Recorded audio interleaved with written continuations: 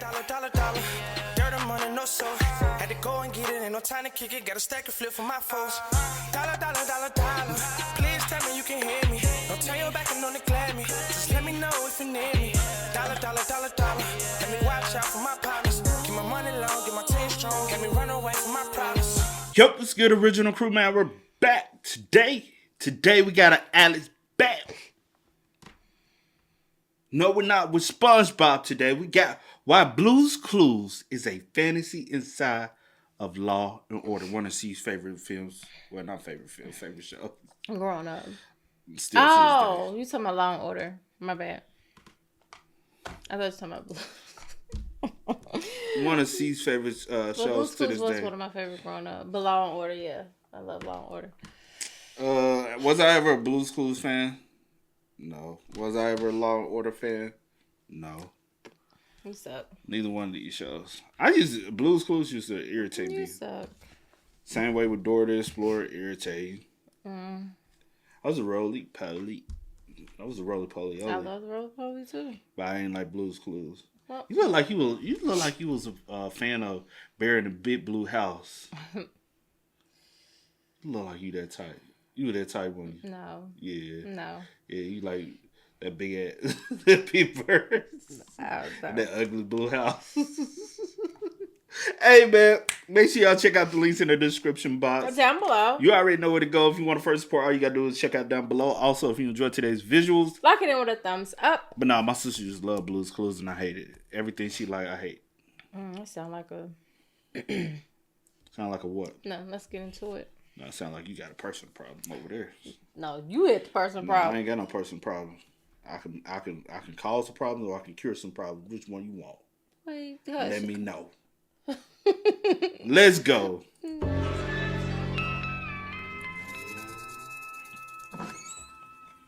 Hi there.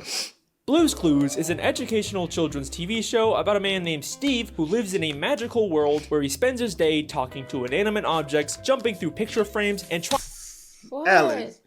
Alex. He went all out. Yeah. Shout out to Alex, man. This going all out. So I can take up my head off and salute to you, my guy.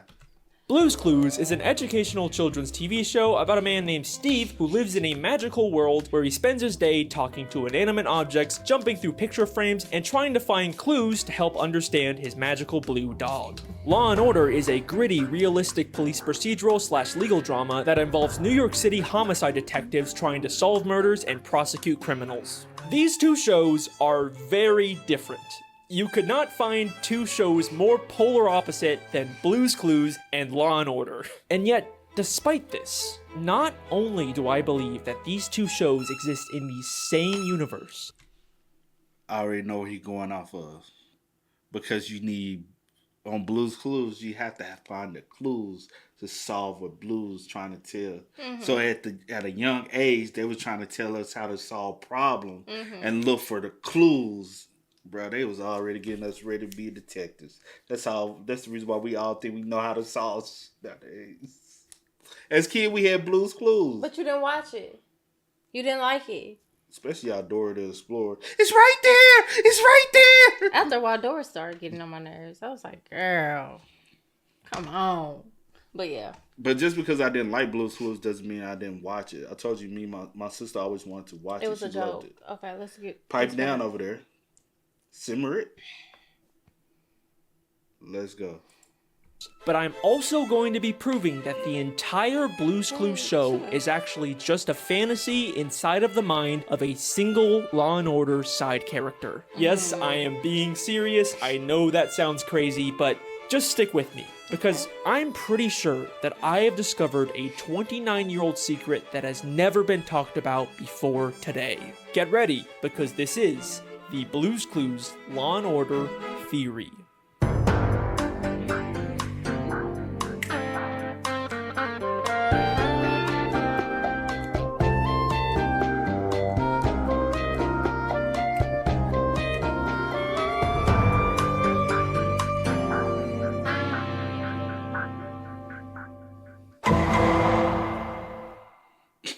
By far, the most common type of fan theory is the dream theory. The idea that everything happening in a story is actually all just inside of a character's head, whether they're stuck in a coma, or they're dreaming, or hallucinating, or they're actually dead. Pretty much every piece of media has some kind of dream theory. And it's sort of the lazy, low-hanging fruit of fan theories. You can just apply it to literally anything, and usually there's never actually any evidence besides, "Whoa, this show is so crazy and unrealistic, that must mean it's a dream!" Ah! And surprisingly, the show that seems to have the most of these types of fan theories is Blue's Clues. You got Steve is actually schizophrenic, Steve is actually in a mental asylum, Steve is actually a drug addict, Steve is actually... Bro, what you said, you remember all them, the different little scenarios, reason why Steve left? Because he had cancer, his hair was falling down and all that. Or he got addicted to drugs, and so he had to leave the show. And, something else. It was a bunch of things. He went to jail. He was doing this. He was doing that. It was so many crazy scenarios of why Steve left Blue's Clues. Yeah. And I just be like, none of us know. Until he said, "Hey."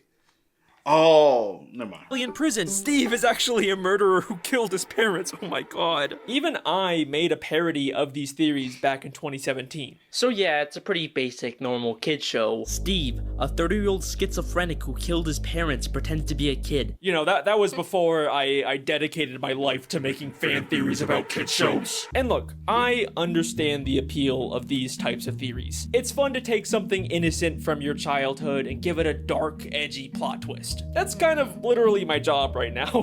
But why are there so many of these theories about specifically Blue's Clues? Well, I think it's because everything about this show has always felt fake. Steve is the only real person in this world. He looks like a young adult, but he acts like a child. And he lives alone in a house where he spends his day jumping into picture frames or talking to unseen voices or inanimate objects. It just kind of sounds like I'm describing someone who is experiencing some kind of false reality. Even the way Steve moves around is strange. He never actually leaves the room, he just kind of pretends to walk in place while this fantasy world moves around him. Come on. Obviously, that was more of a filming limitation, but it still adds to this feeling of fakeness. But other than these surface-level weird vibes the show gives off, there's never actually been any strong evidence to prove one of these theories. And believe me, I and others have looked. It has been 28 years since this show first came out. You know, you'd think if there was actually some kind of smoking gun here, we would have found it by now. But what if that's because we've all been looking in the wrong place? So, the other day, I stumbled upon an interesting piece of Blue's Clues trivia. A year after Steve Burns filmed the Blue's Clues pilot, he had a small role in an episode of Law and Order. And I thought the idea of seeing Steve from Blue's Clues in a gritty, realistic cop show was kind of funny, so I decided to track down the 1995 episode titled Cruel and Unusual. Just a heads up, this episode deals with some pretty serious subject matter, so please proceed with caution. In this episode, Steve Burns plays a kid with autism named Kevin Jeffries. Good morning, how are you? Great. What time is it? 10:15. No, it's 10:18. We learn that Kevin has trouble communicating with others and often harms himself. So his parents sent him to live in a children's behavioral clinic. Just what was the behavioral clinic doing for him? When Kevin was 10, he started to hurt himself. We didn't know what to do. We couldn't keep Kevin here. We had to send him away. We later find out that the doctors at this clinic were horribly mistreating him by giving him intense electroshock therapy and forcing him to wear a sensory deprivation helmet for days. He kept Kathy in this helmet for 3 straight days. This helmet cut off the blood supply to our daughter's brain. The episode starts with Kevin after he's escaped from the facility, but tragically he gets arrested and later succumbs to the injuries sustained from his abuse and dies. I don't know, Mike. I think the kid's dead. And the rest of the episode follows the detectives investigating his death. So yeah, this is a very sad and serious episode, and it deals with some real systemic issues that are still a problem today. And have you ever seen the episode? I'm pretty sure I have. Just can't remember right now. Like I remember, think like you've seen every episode. I like Special Victims Unit. Oh yeah. But I did used to watch This Law and Order as well, like because I used to watch this with my mom all the time. But I do remember that because I remember like the helmet, like because I remember him being in it. I just don't remember like details. The details, Yeah. And it deals with some real systemic issues that are still a problem today. And like I was saying, this show is clearly very, very different than Blue's Clues. But what I find interesting about this is that for years, people have been trying to prove that Steve is actually in prison or a mental facility, and now we have this piece of media where we see Steve's actor in that exact position, and as far as I'm aware, no one's ever really talked about this. I mean, sure, Kevin's not schizophrenic, he has autism, but seeing as how he was being abused and put into sensory deprivation for days where he couldn't hear or see anything, you can kind of imagine that anyone in that position might try to escape to some kind of fantasy inside of their head. So yeah, I thought this was an interesting coincidence, but at the end of the day, that's kinda all it was. Like, obviously, just because the same actor shows up in two different shows doesn't mean they're actually connected. But then, I took a closer look at this episode, and I started to notice more and more weird similarities between Kevin and Steve. At first, it just started with some little things. We are told by Kevin's parents that he was learning to draw. Thanks to him, Kevin was learning to draw. And in every episode of Blue's Clues, Steve draws in his handy-dandy notebook. Our handy-dandy? Notebook. Let's draw a rectangle, and there, cheese. Okay, but so what? Lots of kids like to draw. But we are also told that when Kevin harmed himself, he was strapped to a chair. We put them in a chair, and then we hold them there using soft cuffs. And in every episode of Blue's Clues, Steve spends a lot of time in his thinking chair. We're ready to sit in our thinking chair. Now that we're in our thinking chair, let's think. And then, when Kevin escaped the facility, he kept asking people what time it was. What time is it?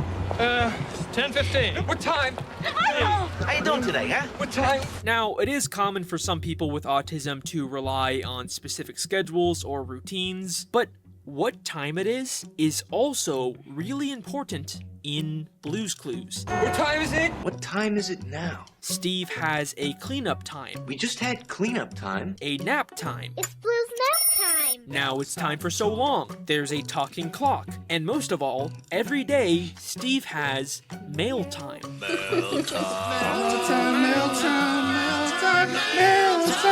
Hey, Blue, the mail's here. So yeah, there's some weird similarities here, but nothing actually concrete. You like how he connected the two shows? Yeah, but I also think that comes from like brilliant or creative writers that people like think actually outside the box. like put in like the thought process, because he was on his show and so many of us remember him from the show, and you kind of took like key elements and like incorporated it within, Law and Order. But maybe, honestly, he could have been a great actor, because I remember him saying, like, somebody covering and saying, like, what he did after leaving the show. I think he went into, like, doing music, right? I think so, maybe. So, like, he had a band or something. Something like that. I kind of... And then, I know the hair loss theme for him was another thing, and I forgot, like, everything, but yeah. Yeah. But and he also said like he was getting older, and it just didn't make sense for him to continue. But it seems as though he probably was a great actor, or possibly could have been a great actor, like if he kept going at it. I didn't really start to take any of this seriously until I realized. After Kevin escaped, we are told that he went to a movie theater, and guess what he did in the theater? Movie started at 10. He was out of here by 10 after 10. Got out of his seat, walked into the screen. Kevin got out of his seat and tried to walk into the screen. Doesn't that sound exactly like Steve Blueska-doing into a picture? Blueska-doo, we can too. Got out of his seat, walked into the screen. This kind of feels like more than a coincidence. So this is when I first started to consider, Is it really possible that Kevin Jeffries from Law & Order is the real Steve, and Blue's Clues is all a fantasy he created to escape his abusive reality? Okay, I know you're not convinced yet, and to be honest, neither was I, but don't worry, we are just getting started. Kevin's behavioral clinic is in New York City, and the one-time characters actually leave the Blue's Clues fantasy world and go to the real world, they end up in New York. Blue's Clues in New York City? This is epic! Also, in the very first episode of Blue's Clues, we can see a newspaper from the New York Times inside of Steve's house, strongly implying that's actually where he lives. We can also see objects from Blue's Clues in Kevin's life. In Kevin's parents' house, we see a very large salt and pepper shaker, just like Mr. Salt and Mrs. Pepper. Hi, Mr. Salt and Mrs. Pepper. Hello, Steve. Hello, Steve. And in the clinic, we can see a red bucket, just like Steve's friend, Pale. Hello, Pale. Hi, Steve. Also, when Steve left the show to go to college, he left on a blue bus. And when Kevin escaped the clinic, in his pocket he had a schedule for the Greyhound. Here you go. Amtrak schedule, Greyhound schedules. Which is also a blue bus. Alright, those are some more interesting connections, but you're probably still not completely sold yet, right? Well, check this out. When Steve eventually left the show to go to college, he was replaced by his younger brother Joe. Oh, hi. It's me, Steve's brother Joe. And later, Joe got replaced by their cousin, Josh. Hi, it's me, Josh. And not only does Kevin also have a younger brother, but at the clinic, there is a nurse named Joe. What's your name? Joe Garvey. Joe Garvey, you're under arrest for assault. And an occupational therapist named Josh. Take a look at the amended complaint. An occupational therapist, Josh Bingham, was dropped. I think that Kevin is taking aspects from his real life, like the objects or the names of the people working at the clinic, and applying them to his fantasy. Also, this one is less impressive, but the name Kevin is also the name of the Blue's Clues UK host. Hello out there, it's me, Kevin. Also, check this out. Kevin's behavioral clinic has the same initials as Blue's Clues. Yeah? That one's also not that impressive, I know. But wait. If this theory is true, and all of this is just inside of Kevin's head, then why does the main character of his fantasy keep changing? Hi, come on in. Hi, come on in. Hi, come on in. Well, at first, I thought maybe Joe and Josh could actually just be from two different kids who took Kevin's spot in the clinic after he died. But the clinic gets shut down at the end of the episode. You made them close the clinic. So they would all have to be from Kevin. But why? Well, we're told that Kevin has tried to escape from the clinic before. Well, we called the police this morning as soon as the clinic told us that Kevin ran away. He's done this before. So, what if every time a host leaves Blue's Clues, it's actually Kevin trying to escape the clinic, and when he's inevitably put back inside, He's done this before. his fantasy resets with a new Blue's Clues host. Hi, come on in. Hi, come on in. Hi, come on in. Okay, so there is a surprising amount of connections here. You can't deny that. But it still kind of feels like we're missing something. Like, I can see why Kevin would imagine a fun, colorful world to escape his abuse, but why is Kevin's fantasy so focused on playing a scavenger hunt game with a blue dog? As far as I can tell, there's nothing similar to that in this episode. Well, I think to answer this, we need to take a closer look at what Blue's Clues actually is. At the beginning of the Law & Order episode, Kevin's doctor explained to the detectives why Kevin harmed himself. It's pretty common with some autistic children. It's frustration because of their inability to communicate. It's frustrations because of his inability to communicate. Now, autism is a spectrum, and it's a lot more complicated and nuanced than the way TV shows like this tend to portray it. But it is true that some people with autism have varying levels of difficulty communicating. And I think this becomes interesting when we take a look at what Blue's Clues actually is. Well, what story should we tell? great idea. We'll play Blue's Clues to figure out what story Blue wants us to tell. It's a game where you try to understand Blue, a character who has an inability to communicate. This is literally the entire premise of the show. So I think that this is telling us that Blue represents the side of Kevin who struggles to communicate with others. Okay, but where did the idea for a blue dog come from? Like I said, I couldn't find any references to dogs in this episode. The closest visual was this vaguely blue drawing in Kevin's room that I can't really make out, or this teddy bear that kind of had a similar pattern to Blue, but nothing really concrete, which is weird because Blue is such a major part of this fantasy. But then I realized it doesn't matter if we can't find a direct connection, because in Blue's Clues, Steve didn't actually adopt Blue. In a flashback episode of Blue's Clues, we learned that when Steve was younger, he read a book about a blue dog. It's a book about a puppy. Which caused Blue to magically come to life. And I think this is also probably what happened with Kevin. We see that the children's behavioral clinic is full of what we can reasonably assume are children's books. Maybe there's a book in here that also gave Kevin the idea for a blue dog, just like Steve. In fact, this idea of a children's book giving Kevin ideas for his fantasy is exactly what we see at the start of the Blue's Clues intro.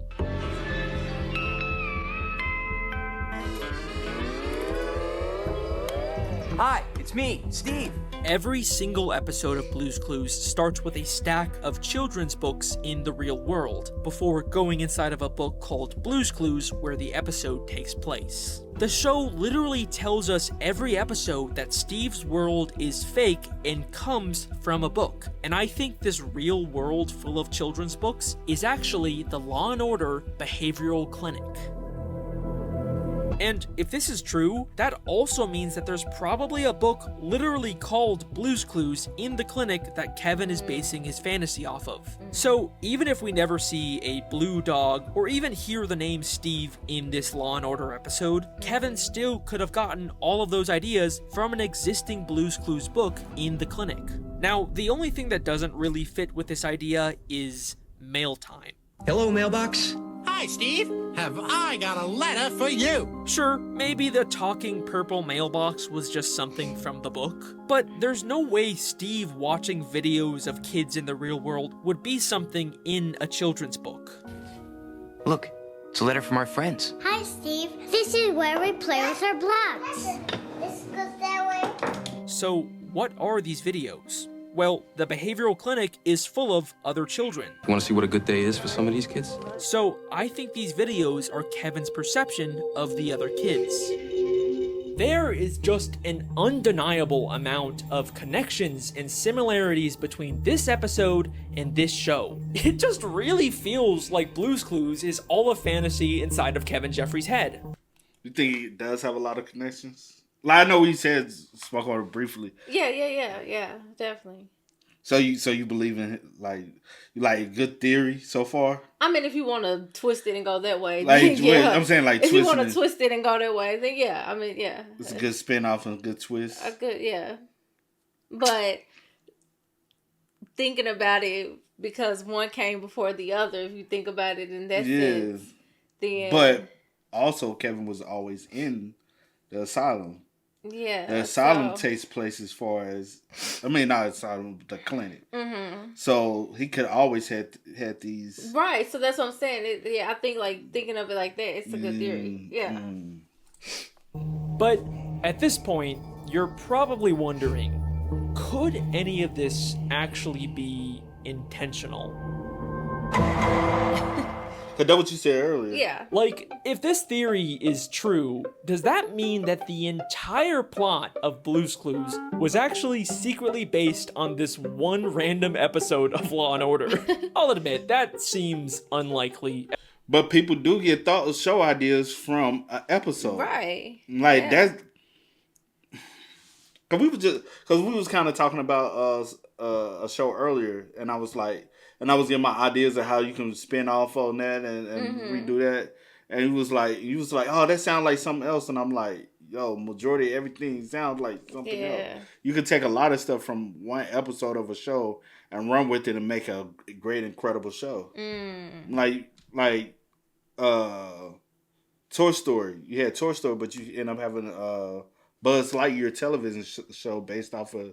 But I know there's a prominent character. But say, for instance, a certain scene inside of Toy Story, like See It, the crazy neighbor. Yeah. We could have did a whole TV show, or did they? Did they ever do it? But you could have did a whole TV show showing his life. And everybody would have tuned in to see the crazy next door neighbor.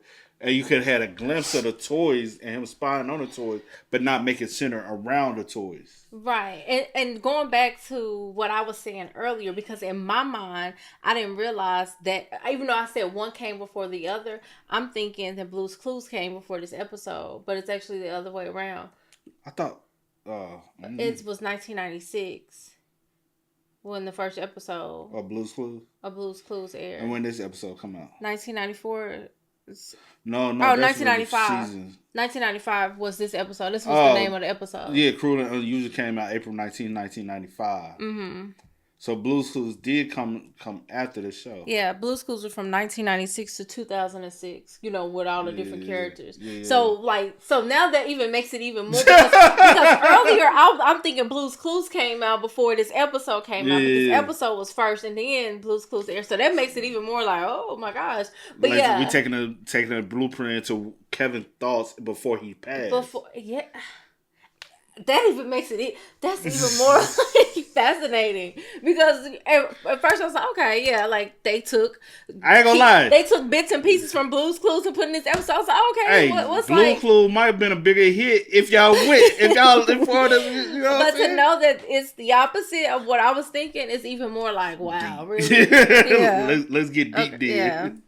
Especially since this episode came out a year after the Blue's Clues pilot was filmed. This was the pilot. Okay, the pilot came out 1994. Especially since this episode came out a year after. And then the pilot's 1994. The episode. But also they could have did the script. They could have did the script. I don't know. No, you're not working on the script that far in advance. Yeah, so 1994, 1995, and then. Still. They could have still interpreted both of them together. Like, that's crazy. Because somebody could have brought to Law and Order, hey, we're working on this show. Mm-hmm. We're trying to, and then, you know, the whole concept. And that's how they got Steve on Blue's Clues. I mean, on Law and Order to play Kevin. Now he's been seen here. So when we roll him out onto Nickelodeon, he already been a familiar face to some people. Mm-hmm. The Blue's Clues pilot was filmed, I think it's a lot more likely that if this was intentional, then it was probably just the Law and Order creators deciding to secretly connect these two shows on their own. Maybe just because they thought it would be funny, I don't know. Or maybe it's some weird mix. And that's what I was saying, what he wrote down here. Just because they... Maybe Steve Burns told them about the plot of the pilot and they decided to incorporate. Or... You never know. There might be a director.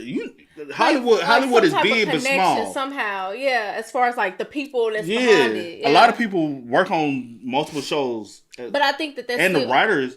Like you got to think about it. Writers be writing for multiple shows at the same time. But like I said, I still feel like it's like genius to kind of like incorporate because this is like that is true. If that is true, yeah. That's freaking. But thinking it's like the too box. many correlations in a sense, like little bitty key pieces, like just little bitty things that we remember like growing up, like that was like a key factor to like the show. But that's really thinking outside the box for me though. Yeah, that's different. They thought it would be funny. I don't know. Or maybe it's some weird mixture of both. Because even years after this episode came out, Blue's Clues does still seem to weirdly line up with it. I honestly don't know. Yeah. And to be fair, this could all still just be a bunch of weird coincidences and that's it. But regardless of the creator's intent, it still works, you know? And it makes talking about Blue's Clues a lot more interesting. And at the end of the day, I think that's kind of the point of all of these edgy Blue's Clues fan theories. And this was originally where I planned on ending this video. But there was still one lingering question that was bothering me. If Blue's Clues really is just inside of Kevin Jeffries' head, then what about when Kevin died at the beginning of the episode? I mean, I guess we can just say that the entire Blue's Clues timeline takes place before Kevin's death, and if the show ever gets canceled, then we can just say that that is when Kevin died and the fantasy ended. But what if I told you we've already seen Kevin's death inside of Blue's Clues? So, I recently watched the new Blue's Clues movie from 2022 called Blue's Big City Adventure. And not only did I find even more similarities between this movie and the show, but I believe that this movie is showing us the day that Kevin died and the true end of the Blue's Clues timeline. So, this movie is about Josh, the newest host of Blue's Clues, going on a big adventure to audition for a Broadway musical in New York City. Blue, we are definitely not in storybook world anymore. It's kind of what you'd expect out of a modern-day Blue's Clues movie. He goes on a journey to the real world and gets lost. There's lots of wacky hijinks, but in the end, he finds his way and gets the part. We want you to be the star of our Broadway show. Yes, of course. Yes. But if you watch this movie with this theory in mind, so many things take on a whole new meaning. The first thing that immediately caught me off guard was the opening song. It's a brand new day. This song is about starting the day, and Josh keeps saying, "Good morning." Good morning. Good morning. Good morning, Blue. And literally, the first thing we hear Kevin Jeffries say is, "Good morning." So is Donovan. Good morning, how are you? Despite it clearly being night, we also hear this line in Josh's song. This life is just like a beautiful dream. This life is just like a beautiful dream. Interesting. And while Josh sings, the other characters keep telling him to wake up. Wake up! Wake up! It's a brand new day. Right away, this movie feels different, like it's trying to draw attention to the fact that this world is just Kevin's fantasy and it's time for him to leave it. Josh leaves his fantasy world to go to the audition in New York, just like how Kevin escapes the clinic at the start of the episode. And just like Kevin, Josh immediately seems very disoriented by the outside world.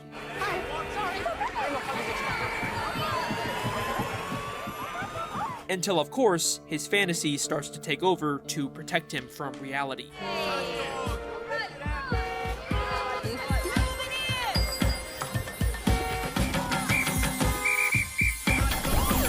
But what's interesting about this movie is that for the very first time ever, we get these little glimpses of Blue's Clues from other people's perspectives. Don't you think so, Madam Mustard? Oh? Lovely to meet you. Whoa! Mr. Salt! Mrs. Pepper! Am I glad to see you? Oh my God!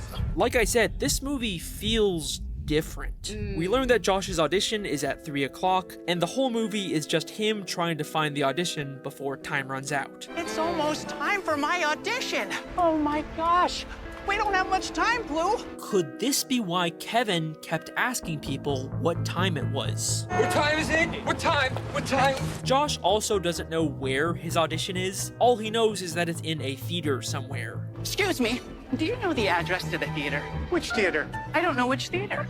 Maybe this is why Kevin went to a movie theater after he escaped, because he thought it was his Broadway audition. Now, in the Law & Order episode, shortly after leaving the theater, Kevin gets arrested and then tragically dies in police custody. But that's not what happens in this movie. Josh goes to the theater and gets the part. We want you to be the star of our Broadway show. Yes, of course. Yes. But instead of him leaving and dying like Kevin, we immediately cut to him performing the musical in a big climactic finale. My dream is a reality.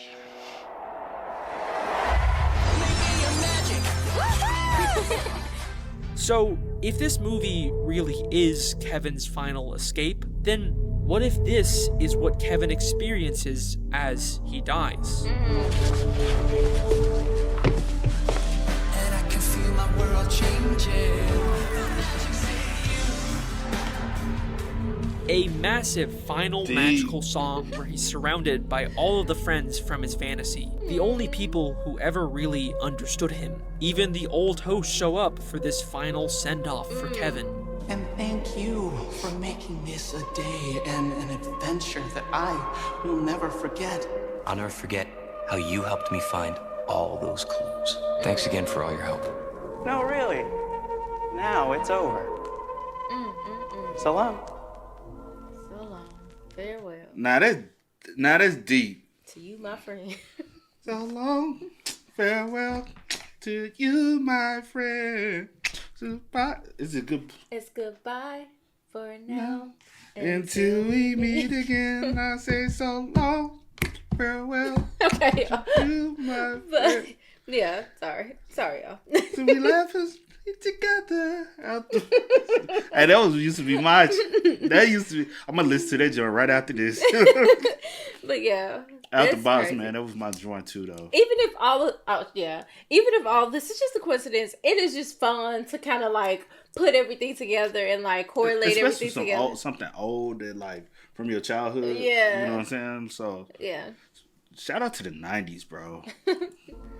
And that is sadly where Kevin Jeffries' story ends. Yeah. Now, I know this final movie theory maybe doesn't have as much evidence as the rest of my theory, but regardless, I like thinking that maybe Kevin found some peace in his final moments. And yeah, I know that this movie came out 27 years after the Law & Order episode, so it's probably a stretch to say that they're still connected. Wait, is that fucking B.D. Wong? I'm the director of Rainbow Puppies Broadway musical. B.D. Wong from Law & Order SVU is the fucking director of Josh's musical? I know you lying. I know I looked at him and I said, why he look so familiar? I know him. Oh, yes. I was like, I know him. Again, there's that another way you connect the dots. That's crazy. Yeah. It's the detective.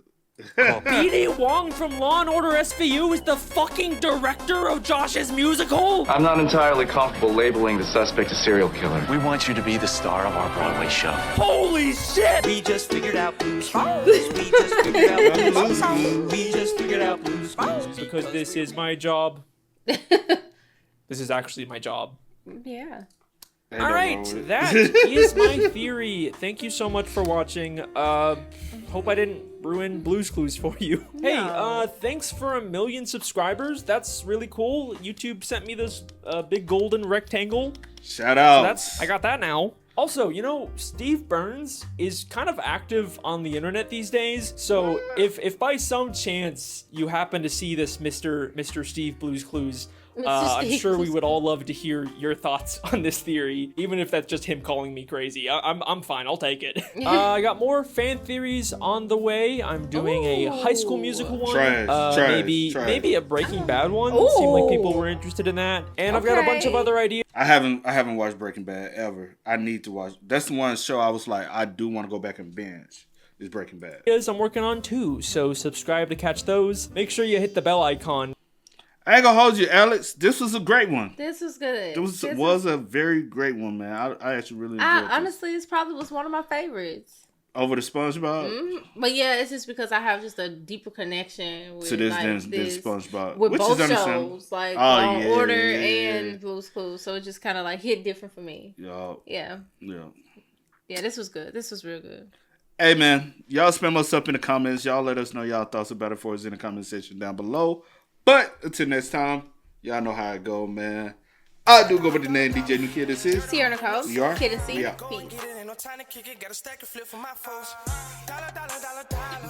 Please tell me you can hear me. Don't turn your back and don't neglect me. Just let me know if you need me. Dollar, dollar, dollar, dollar. Let me watch out for my pocket.